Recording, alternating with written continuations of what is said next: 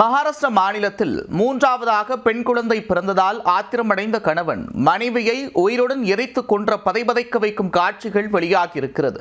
அந்த பெண் எரிந்த நிலையில் அலறியடித்து ஓடியதைக் கண்ட அப்பகுதியினர் விழுவிழுத்து போயிருக்கின்றனர். திடுக்கிடும் சம்பவத்தின் பின்னணி என்ன?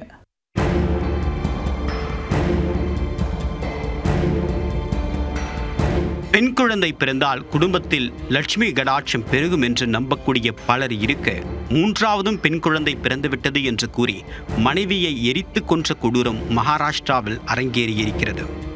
கொடூர கணவனின் கோழைத்தனமான முடிவுக்கு காரணம் என்ன?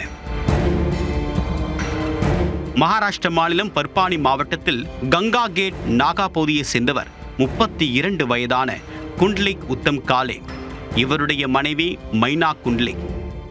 இவர்களுக்கு 6 வயதில் ஒரு மகளும் 4 வயதில் ஒரு மகளும் உள்ளனர். மகன் இல்லாததால் மைனாவை காலே தொடர்ந்து வார்த்தைகளால் குத்தி காட்டி சித்திரவதை செய்து வந்துள்ளார். இந்நிலையில் மீண்டும் கர்ப்பமான மைனா அடுத்ததாக ஆண் குழந்தை பிறக்கும் என்று ஆவலுடன் காத்திருந்தார். மைனாவுக்கு பிரசவ வலி எடுத்து சமீபத்தில் குழந்தை பிறந்துள்ளது. இந்த முறையும் அவருக்கு பெண் குழந்தையே பிறக்க ஆத்திரத்தின் உச்சிக்கே சென்றுள்ளார் கணவர் உத்தம் காலு. வீட்டுக்கு குழந்தையுடன் வந்த மனைவியிடம் தொடர்ந்து வாக்குவாதத்தில் ஈடுபட்டு வந்துள்ளார். இருவருக்குள்ளும் தகராறு முற்றிய நிலையில் ஒரு கட்டத்தில் மைனா மீது பெட்ரோலை ஊற்றி தீ வைத்து விட்டார் காலே.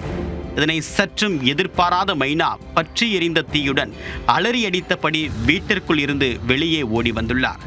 அதிர்ந்து போன அக்கம் பக்கத்தினர் ஓடி வந்து தீயை அணைக்க அதற்குள் பாதி எரிந்த நிலைக்கு சென்று விட்டார் மைனா. அவரை அள்ளி எடுத்துக்கொண்டு மருத்துவமனைக்கு ஓடி உள்ளனர். ஆனால் அவர் செல்லும் வழியிலேயே உயிரிழந்து விட்டார். இது குறித்து மைனாவின் சகோதரி போலீசாரிடம் புகார் அளிக்க கணவர் குண்ட்லிக் உத்தம் காலேவை கைது செய்து அழைத்து சென்றுள்ளனர்.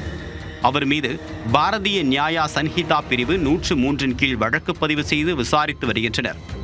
தற்போது 3 குழந்தைகளும் பெற்ற தாய் தந்தையின்றி தவித்து வருகின்றனர்.